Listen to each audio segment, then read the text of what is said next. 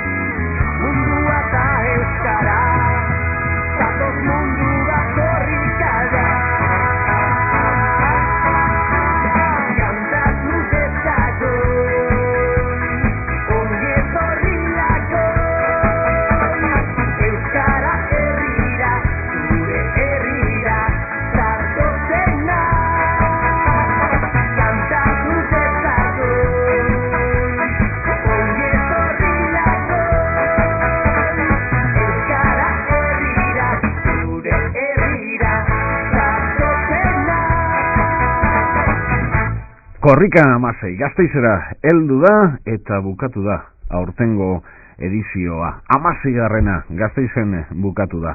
Eta lehen eta behin beti bezala egiten dute gauza bera,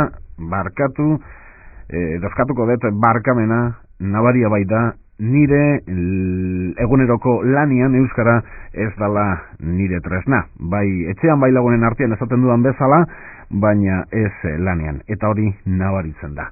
Ni baino profesional hobeak daude euskaraz egiteko etxontan ere bai. Agian Gasteizen hor gaude batzuk zeo zer egiten, baina Euskadi Irratiko lankideak eta nabaritzen da, haiek bai erabiltzen dutela egunerokuan euskara gure hizkuntza. Hasiko gara aurkezpenekin, Jon Sánchez, Jon, Korrikaren komunikazio arduraduna da Araban. Jon, Gabon. Gabon. Bueno, zenbat aldiz entzun duzu musika, betagarri dena. Izugarri pila, ezin duzu imaginaturein. Bai, pixkat espertuta bukatu dugu ja abestiarekin, baina, bueno, polita izaten jarraitzen du. Egia da, polita izaten jarraitzen du. Egia da, polita dela, eta suposatzen dut, izan dela, aurtengoko arrakastaren edo arrakasteritaiko bat, esan dut, ziurazki jendeak esan dizue, bestia polita dela, eta mezua ere hor dagola, eta oso erreza dela entzuteko. Bai, eta gainera hori komentatzen genuen aurrekoan, oso erritmo egokia daukala korrika egiteko ere. Eta bueno, berez den ekitaldia izan da ere eskatzen du horrelako alaitasun bat, eta badauka hori guztia. Ingrediente guztia ditu nik uste hori korrika baterako abestia izateko. Ondo funtzionatu du. Zer egiten du komunikazio arduradun batek? Olakotan egon, adibidez, apirilaren 5 hau pasata gero, eta bueno, horrela ibili gara, prentsa horrekoak deitzen, eta medioekin harremanetan, eta horrelakoak egiten. Kazetaria, irakaslea, zer baion? Irakaslea. Euskara irakaslea, aekan. Aekan. Eta zu bezala, irakasle asko eta asko, zeregina ezberdinak dituzte egunotan, edo izan dituzte egunotan, korrika aurrera egiteko. Zuen lana funtsezkoa da, korrika egi bihurtzeko. Normalean ni biltzen naiz irakasle, eta kontua da, hori korrika etortzen denean, edo horrelako zerbait gertatzen denean, egin behar direla, ardura batzuk ere banatu egin behar direla, eta, niri tokatu zait, beste birekin, aritu gara korrikaren lan guztiak eta dinamizatzen, baina, irakasleen lana noski, paregabea eta izugarri ongi portatu dira, eta oso pozik gaude, benetan. Militantza beharrezkoa da oraindik. Bai, oso beharrezkoa da. Zoritxarrez. Beharrezkoa da, zoritxarrez. Agian horren inguruan ere hitz egiten dugu. Ane Aristi, egon zen lan honetan, Jonek egin duen lan hontan, orain dela 2 urte? Bai, 15. korrikan, hain zuzen ere. Eta, gomendioak eman diziozu? Egia da, horre iruko lan talde gogor bat egon bada ere, guztion ardura dela, beraiei laguntzea, askotan tira egitea, bronka botatzea, eta nola ez laguntzea, noski baietz. Laguntza handia izan da, bai. Noski baietz. Honetan, ze lana tokatu zezuitia? Honetan, irakasle lanetan nabilni, edo beste ardura batzuetan, eta batez ere tokatu zaidana izan da, korrikako lan batzuk koordinatzea, eta, 15. Korrikako esperientzia horri izan da, eta kontuan izan da, karreran parte hartu nuela, korrikak egiten dituen kilometro guzti horietan barrena, prentsa taldean joan nintzela, urten ere hori egokitu zait, orduan, gaur bertan iritsi gara Gasteizera, korrikako ekipo guztiak, horre furgonetan kriston lana egiten duten bitaldeak, eta prentsan lanean aritu garenok, etengabe komunikabidez berdinekin korrikaren berri ematen. Eta 26-tik 5 egon zara furgonetaren barruan? Hori da, furgonetaren barruan, prentsa taldea badoa zertxo baitatzerago kotxean, baina korrika kilometro jarraitzen. Eta loin? Agian aipatu behar da, korrikaren emozio guzti horren barruan prentsan goazenok privilegiatuenak edo garela, nolabait komila artean, ordute egin nahiko normalak daramatzagulako. Gauean behintzat leo egiten dugu, horrek ez du ziurtatzen, bazkaltzeko orduan bazkaltzen dugunik, edo afal orduan afaltzen dugunik, baina lo ordu batzu behintzat ziurtatzen ditugu gauean. Beraz, lo, dutxatu, garbitu eta hori bai. Hori da, bai. Gainera korrikako gaueko kilometroak askotan lasaienak izaten dira, eta, tartoiek aprobetxatzen ditugu guk, balio egiteko, kontuan hartuta gainera, komunikabideek ere ordu horietan ez dutela horren besteko beharra eskatzen edo. Jonek eta hanek esaten ziaten gure aurrean dago historiko bat. Angel Olalde. Olalde jauna. Gabon, ontan ere sartuta. Sartuta... Edo sartzen haute? Korrika beti da, ez dakit zelan izan ez, baina ilusio behezi bat sortzen du, eta... horretan egon behar. Nola ala, eta beti saiatzen naiz eta... gero eta kanporago egon behartuta gainera, jende berriak, ilusio berriak eta gauza berriak sortzen ditu, eta horiek behar dute nola baiteko bere bidea markatu. Besteok, egin genuen, ondo agaizki, baino... Angel, arabarra zara? Bai. Nongoa? Agurengoa. Agurainekua orduan. Bai. Eta noiz ikasi zenun euskara? Takit, aspaldi garaiak bestelakoak ziren, egia esan da, hor praile batzuk aritu ziren eskolak ematen, eta, bueno, sartu ginen, Diktaduran? bai. Eta, bueno, sartu ginen ilusioa erabatekoa, eta, bueno, leku batetik bestera mugitzen, baserri, eta, bueno, inguru euskaldunetara, iparraldera, leku guztietara, eta nola ala, pues, horrela lortu genuen. Eta ekarekin noiztik zaude harremandurik? Pues, 78. urtetik, uste. Eta noiz sortu zen? Eka? Orduan.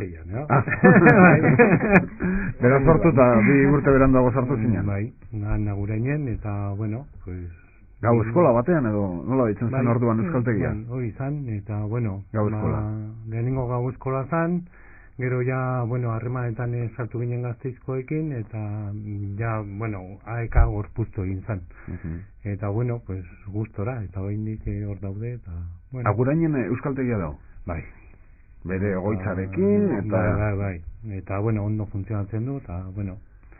Daiekin ere nolabaiteko harremana mantentzen dut, pues, laguna ditu dalako. Aika zenbat euskaltegi ditu Gasteizen? Gasteizen 3. 3. Eta gero Araban barrena, euskaltegi ora fizikoak Agurainen, Laudion eta Murrion hori da. Eta Arabar herri osan ez dago klaserik? Edo... Ez dago aekako euskaltegirik. Ez dago aekako. Da gero aekak bai ere egiten duna, hori hainbat herritan, banatuta ditu horrelako taldeak, herrietan bertan osatzen diren taldeak, kulturetxean, edo udaletxeko lokalen batean ematen diren klaseak, edo... 2 hizkuntza ofiziala ditu Euskal Autonomia Erkidegoa eta Euskal Herriak ere bai, baina leku ezberdinetan, Euskal Herriko leku guztietan esan nahi dut, Nafarroan badago lege berezia, Euskal Autonomia Erkidegoan 2 hizkuntza ofiziala ditugu, erdara eta euskara, gaztelera eta euskara, eta gero iparraldeko egoera erabat ezberdina da.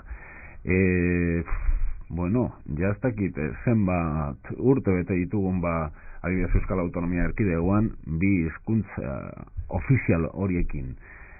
Hau dana, mai gainean jartzen dizuet galdetzeko zergatik uste duzue 2 hizkuntza ofiziala baldin badaude, zertarako beharrezkoa da euskararen aldeko lasterketa berezi bat egitea, korrika izenekua, zertarako lagundu behar dugu ekonomikoki, zertarako antolatu behar da? Bueno, nik behintzat esango nukena da, pizkat, aurtengo azken, korrika honen leloaren inguruan, ez? Ongi etorri euskaraz bizi nahi dugun herrira. Hor kontua da, euskaraz bizi nahi dugun herri honetan, batzuk nahiko gendukela behintzat ritmoak azkarragoak izatea, eta orduan nik behintzat ikusten dut beharrezkoak direla oraindik ere horrelako sentsibilizazio eta horrelako gauzak egitea, batez ere gero euskalgintzan gaudenok ere ez dakigulako askotan, esaten da, sentsibilizazioa gora, sentsibilizazioa bera, eta ez dugu asmatzen.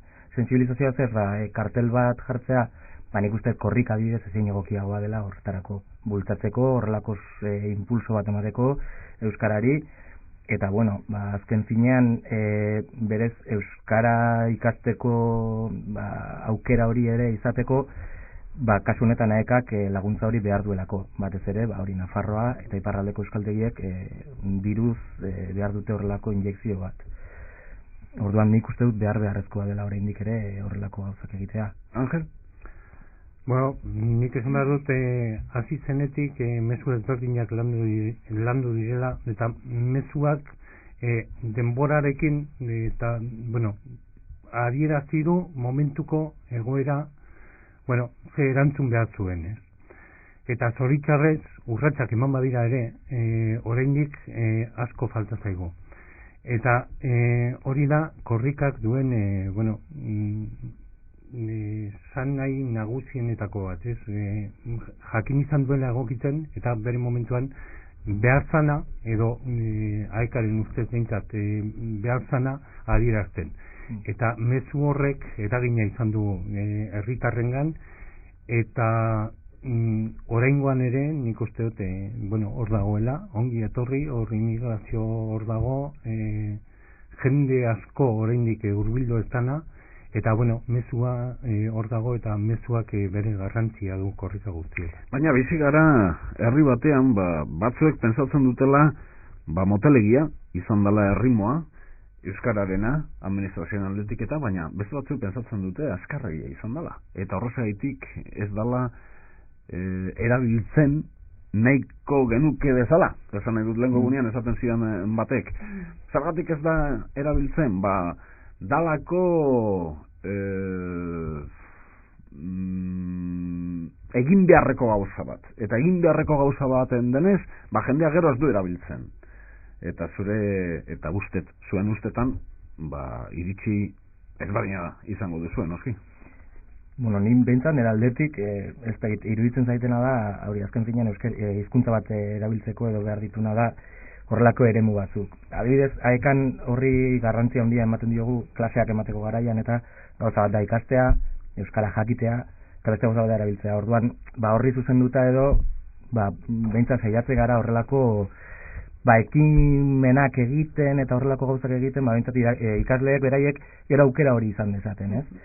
Eta dena den ikus dezaten igual ere, ez da, aukera aukera hori badagoela. Azkenean beraiek askotan ere sentitzen dute behar bada, eski oso zaila da gero erabiltzea kalean, ze gero jendeak ez daki.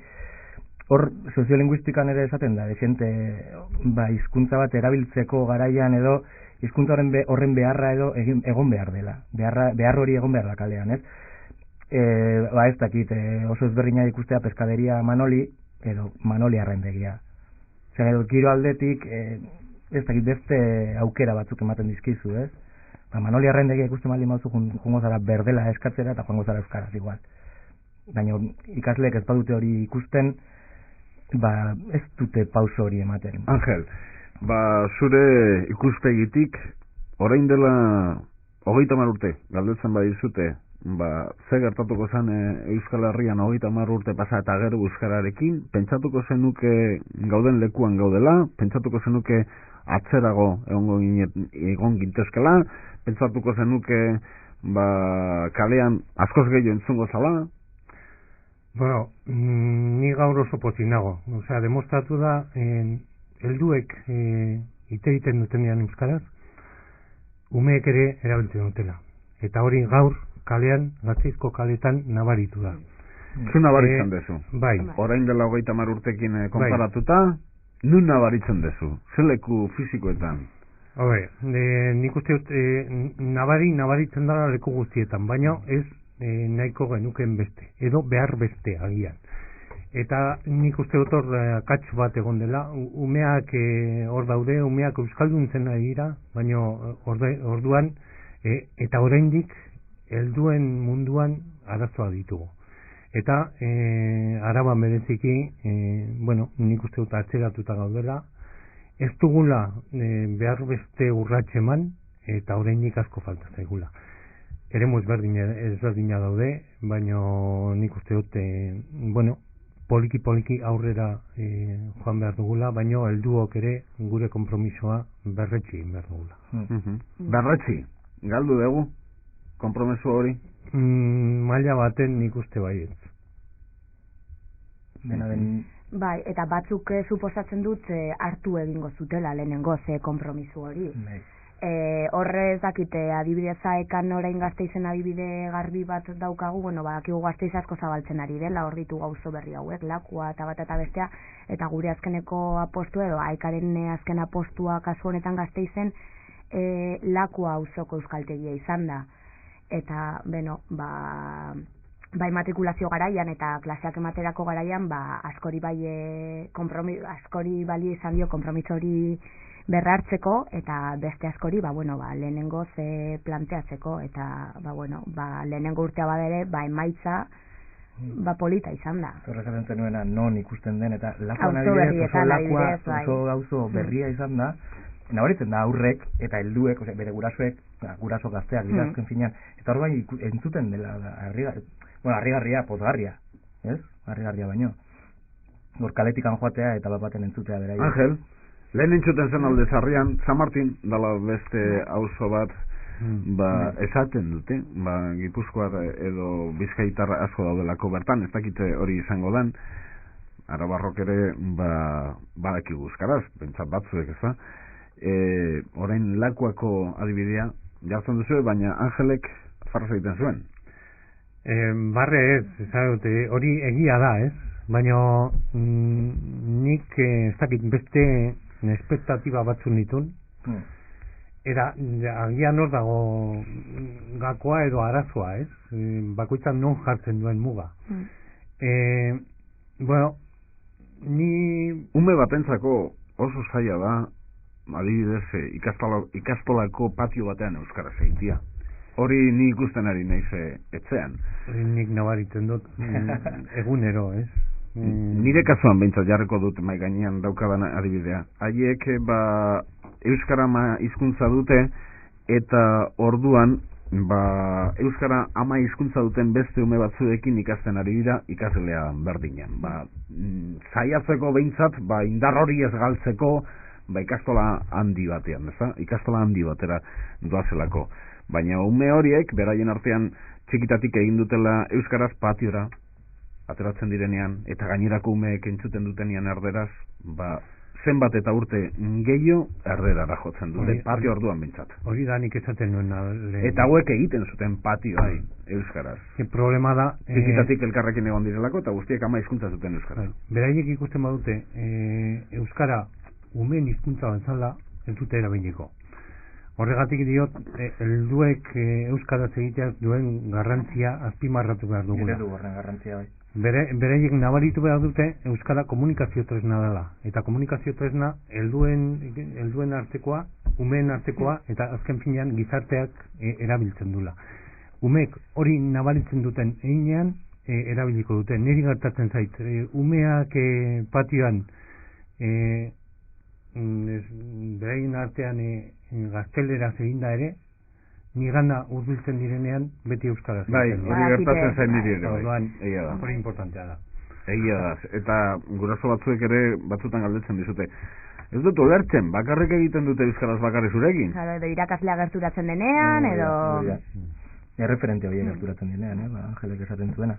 Baina espero zen un pizka aquello, Angel. Bai, bueno, baina errealitatea, bai. Errealitatea hor dago eta errealitateari buelta eman behar zaio eta horretarako ere korrika baliagarria izan daiteke. Konpromesu hori berreskuratzeko edo batzuek behintzat lerro horretan sartzeko berri. Hori da, nik nabaritu dut ez jendea, bueno, korrika egitera joan da, bueno, nolabait ja euskara gehiago entzuten da, ez?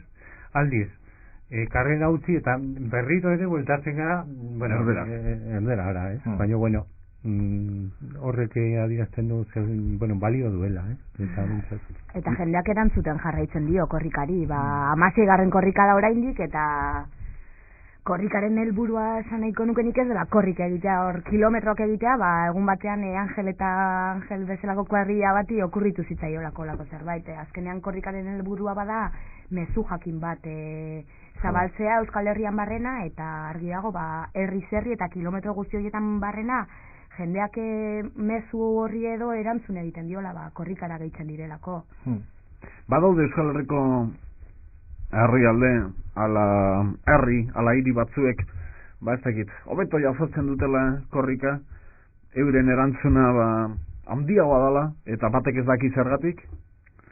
Nik ez dakit, nik esperientziatik abiatuta ibilbidea egitean problema zan nondik zen pasatzen, eta orduan, hor egoten zan hori logaritmoa kristona, hori bronkak nik jaso ditut. Adibidez, Arabar Errioxa, adibide bat jartzearren, zergatik pasatzen da hoianetik eta ez lantxegotik, zergatik ez doa bernerotik. 10 egun dira eta... hori da, Arabar Errioxan edo 1000 lekuta. Aurten uste bete adibidez, ez dakit, Lazkao, Ataunen, azken 15. korrikan Ataundik etzomen zen korrika pasatu, eta bueno, ataundarrak moskeatuta zeuden, eta 15. korrikatik 16. korrikara bitartean, udaletxean, alkateak eta hola beste talde batek zuzenduta, herritar guztien sinadura jaso dituzte, korrikako lantaldean aurkeztu zituzten, eta urten korrika bertatik pasada. Nola ez, noski? Nola ez. Eta, hor burrukak beti egongo dira, zergatik aurten ez da nire herritik pasatzen, edo areago, aurten goizeko 3 pasatzen da nire herritik. Zergatik ez dute jarri gaueko 10, baina 10 egun dira eta horri bilbide bat ez dutu egin behar da nola edo ala, eta... Hombre, eta nik uste dut aurten abantaila bat izan duela. Esan dut, normalean tutera haino joan eta etorri egin behar da. Eta aurten bintzat... izan da. Bai, tutera egia da. Urruti da hola, herribera. Eta joan eta etorri, eta hori nabarituko da. Bueno, korrika 16. Gasteizen erantzuna nolakoa izaten da? Bueno, gero Angelek eta gian komentatuko dute, nik aurten agian Gasteizen bukatu delako, eta bukaera ekitaldiak edo bukaera egunak beti delako berezia, Gasteizen izan edo iaz Iruñako izan, baina egia da nik furgonetan egoteko aukera izan nuen pasaden korrikan, eta furgonetan lanean dauden taldeak aspalditik datozenak dira, eta beti azpimarratzen duten zerbait da, Gasteizek korrikari ematen dion ongi etorria, beste hiriburu batzuetan behintzat gertatzen dena bezalakoa ez dela, berezia dela. Berezia dela jende aldetik, giro aldetik. Gasteizko euskaltzaleak mugitzen dira zita horrekin. Bai. Eta hori, adibidez, kilometroak saltzeko garaian, inoiz ez dago arazorik, aurten izan dugu arazorik handiena. Krisialdia. Ez, karo, hemen amaitu denez, hortxe zeuden 10 kilometro batzuk beti etortzen direnak, pixkat, sindikatuak Euskal Herri mailan, alderdi politikoak Euskal Herri mailan. Orduan hor, 10 kilometro zeuden sartu behar zirenak nola edo da.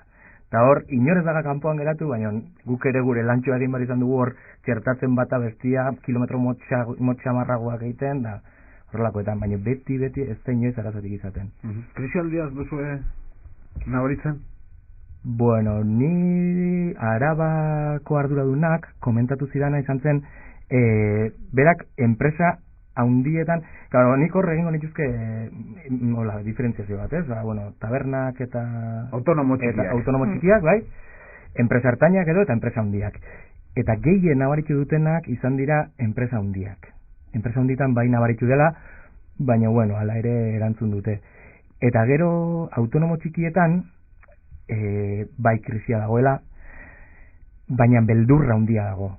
Beldurra krisia hortxe dago. Hor bai, balantza batean jarrizkero nik ez dakit zer izango luken piso handiagoa. Baina, bai, nabaritu da, eta dena den nahiko ondatera da. Noiz moldatzen da hobeto euskara? Krisialdietan, ala garape ekonomikoetan, Angel, esan nahi dut zuk, denetatik ezagutu duzu. Kara independientea da horta. Zu denetatik ezagutu duzu, eta ez nago korrikazari, ikasle kopurua, ikasgelak, zergatik ikasten den euskara, noiz moldatzen da hobeto aeka? Bueno, gora beratxua da. Baina, egia da, korrikak bere eragina izaten duela. Agian mezua heltzen delako gehiago, baina ni komentzioetan nago datorren urtean nabarituko dela. Ikasle kopuruan. Eta gero, claro, euskara ikasteko nola baiteko denbora ere eskaini da zaio, ez? Eta hor dago, gakoetako bat, euskara ikastea ez da erreza. Ez da erreza, eta behar da, gogo berezia, gogo handia, ilusioa, eta erabiltzeko aukera. Eta hori gauza horiek elkartzen direnean, ez krisia, ez garapena, azken zinean gizartea da. Baina, ze ikasle mota da, aekan dagoena, gaur suposatzen dut denetatik dago, lazta. Baina jendea badakizio zer eta indartu nahi du, erabiltzeko, familiarekin, umeak izango ditula, ala oposaketa batzuk prestatzen ari da, jendea badakizio zer, ala ez daki zer eta badua ekara. Horre, nik ez dakit bilaka ere zen izan den, orain egia da badenetarik topatzen dela, egia da baita ere, homologazioen kontu horiekin eta titulitiza edo oso zabalduta dagoela, eta jendeak ja oso argi dauka, edo jende konkretu batek oso argi dauka zein den bere helburu euskaltegi batean, kasu honetan aekan, baina bai egia da ere... Nire garaian gehiozan erabiltzea. Agian erabiltzen, gero aprobetsatzen zenuen denbora eta gainitzen zenitu oposaketa batzuk, ala egiten zenuen egala... Hori da, bigarren maila batean geratzen. Baina nire garaian zen erabilera. Egia da kontuak, igual motivazioak bai aldatu direla. Eta orain erabilera da ere... funtza ekan, edo, bueno... Zure erabilera, baina beti ere nahi izatea erabilera hori frogatu aldezakezula. Azterketa batean. Hori da. Bai, osea, bai erabiltzea, bai aurrekin egiteko, bai incluso lagun artean, ez dakit kasu batzutan, baina bai hori frogatuko duen taberna ibiltzen ginen askotan. Bai. Bueno, hori ere, aurten oraingoan ere mantentzen da. Seguro bai. Bai. Nik, bueno, gari baten, ez zuten un, ardoa tala euskara erabiltzeko. Bueno, Ángel ikasi zuen fraile haiekin, baina parranda ere ikasi dizu asko. Evidentemente, parrandatan gehiago... frailekin baino. Bai.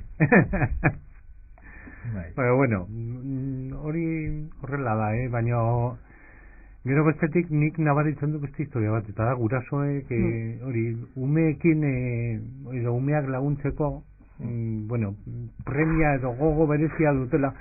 Baina, etxeko lan batzuetan laguntzeko esaeka ez dakit, deustuko titulu izan da ere. Bueno, txarrena da... Nik bintzat, badaude gauza asko ez dagoela ulertzerik. Eta zure garaian ez batzen duen matematika menperatzen nola menperatuko duzu orain, ez?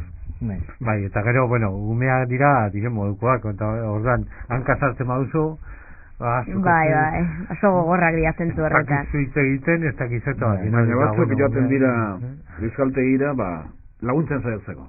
Bai, eta gero ere, hori, anek esaten zuena, hori, aurten Zadorra euskaltegia iriki dugu, lakuan, eta hor nabaritzen da, lakuako jendea animatu dela euskaltegira joaten. Kontua da alik eta erraztasun, bai, alik eta erraztasun handienak ematea, zenbat eta gertuago egon euskaltegia, ordun eta errazago animatuko da jendea euskara ikastera. Eta kasu horretan, bai, diru laguntzak izan daitezke, bai, ordaindu behar duzula matrikula, baina dena den, gertu egon da etxetik jendea joan egiten da. Bai, gero gainera hasieratik bueno, badaude hor tituluak aipatu ditugu, badakien jendea, erabilera aipatzen duen jendea, baina horre zerotik hasten diren taldeak ere badaude, eta talde horiek oso ezberdinak dira, etorkinak daude, gurasoak daude, ez dakit, oso jende ezberdina da, eta horiek suposatzen dut euskaltegira gerturatzen direnean ez dakite zer topatuko duten, eta bai uste dut eta impresio ematen dit, eta ez dut uste oso urruti biliko naizela, topatzen duten giroak engantzatzen dituela, eta eta horrek jarrera aldetikan erabat aldatzen duela beraien prozesua, gero prozesuak mila gora bera izan arren, baina bai laguntzen du. Bueno, ez dakit norden arduraduna, aikakoa Gasteizen, baina esan beharko diozue, euskaltegi berriak zabaldu behar dira, Zabalganan, bai, Zabalganan eta Salburuan, bai. Urbiltasuna... Parranda bezala. Oida. Esan edut, orain ja bakarrik parranda ez dago bakarrik alde zarrean. Matrikulazio kanpainako Zabalganan eta Salburuan. Zabalganan eta Salburua ere parranda egoten da, ezta? Gero, oso bitxia, zerbait lortu du korrika desde luego, oso bitxia gertatzen zait nola, Euskal Herria oso anitza da, ezta? Eta nola lortzen dituzue iaia komunikabide guztietako laguntzak. Ideologia alde batera utzita. Ematen du, lortu duzuela hori. Agian politikoki ez, azkenengo gunetan entzun dugu deklarazio batzuk, alderdi batenak, korrikaren inguruan, baina komunikabideetan, bai. Horregatik esaten da korrika inberezia dela, ez? Hain bakarra munduan, zakit. Horrelako ekimenak eta bai egia ezin dugu kexatu. Zentzu horretan ezin dugu kexatu. Korrika zabaltzen duen mezuaren kontra ez dago joaterik. Oso zabala da, eta jende guztiari zuzenduta. Orduan, hori da duen, bueno, gauza... Zaiatu da, lasterketa bat ere anitza bat egiten. Claro. Eta hor dago... Eta gaur egun hori erabiltzen diren leloak, Leno Angel komentatzen direnak, dira alik eta jende gehien biltzeko, hori delako behar dena, hori delako behar duena euskerak. Bueno, 2000 kilometro egin eta gero 16garrena bukatu da. Eta etorkizunari begira, badakigu zer 17garrenari buruz? Oporrak. Oporrak orain, ez abuztuan. Bueno, oporrak, orain ikan horre Gasteizko zentruan utzi ditugun trasto guztiak, lankideak, denak bildu beharko ditugu, valorazioak egin beharko dira, eta bueno, behin kontoiek hartuta, supostu du berriz ere indarra hartu, eta 17. korrika sartuko zegula buruan. 17. badator. Ez dakit, badago baten batek egin ditula 16ak, guztietan izan dela, lankideren bat, edo Angel Bera. Bueno, benetan, korrika egiten bai, baino... Guztietan egon zara? Guztietan agertu naiz. Agertu zara. Paper ezberdinetan, baina guztietan sartu zara. Nola bait. Eta bueno, pues... Amazazpigarrenean? Amazazpigarrenean... Bueno, ikusiko dugu. Baina badakigu adibidez nun bukatu behar duen? Ez. Hori erabiltzen da basegun eta. Bueno, horrein dela 4 urte bukatu zuen Gasteizen, hontan bukatu du Gasteizen, baina... Bai, ez dauka horrelako ariketa matematiko bat, bueno, bai kontuan hartzen dira, hiriburuak, bat tutera bezalako eremuak, eta baina ez du horrelako logika zehat bat jarraitzen behintzat. Politena izaten da, bukatzea, ez da, bukaera izaten da, hor, azkenengo momentu hori... Eta gogorra ere bai, biltzea, mezua... Niri hasiera gustatzen zait pila bat ere. Hasiera ere bai. Berezia da, zait... Etxekoagoa bezala igual. Bueno... Segun eta zelekutan... Gasteizen hasi zenean oso jendetxo izan zen, eta segun leku txikia denean txikiagoa da, baina simbologia ere badu, eta ez dakit... Niretzako hori esan nahi berezia du, ez? Hala, hasi. Eta ja martxan azten denean. Baina izango da horregatik. Jazta, libratu garelako edo. Izango da horregatik. Antolakuntzan, ala, joan zaitezte Gipuzkoaran. Gipuzkoarrek hartuko zaituzte. Garrantzitsua da. Marka. Bueno, korrika 16 eta gaur ondo ingo duzuelo. Bueno, ez dakit lo egingo dugu, hori jaso behar dugu guztia. Jaso behar da dona? Ezin da biharko utzi? Bai, gauza batzuk bai, baina tokatuko da gaur berandu arte. Bai, biharrere tokatuko zaigu. Eta porrak? Eta porrak, Aste Santuan. Kristo guztia, esala. Beraz, ez dago opor berezirik, antolakuntzan egon arren. Gainontzeko guztiena. Berdinak. Oporrak badira korrika bukatzea ere, ondo atera dela ikustea. Satisfazioa, bai. Ospatzea, guretzako ere, egun gogorra izan arren, ospatzeko eguna badelako. Angel, anerenat dira opor espiritualak. Baina ez benetakoak. Lehena dela, beti egoten dira, jorgak, dana ez la lana. Hori da. Jorga ere badago. Guk bodega bat daukagu pendiente oraintxe bertan, mendik pizkatera, lau bat egun, 5 bat egun, eta bodegatxo bat pendiente daukagu. Jon Sánchez, Ane Aristi, Angel Olalde, eskerrik asko, Radio Vitorian egoteagatik, eta zorionak egindako lanagatik. Eskerrik asko Euskal Herria. Agur! Aio.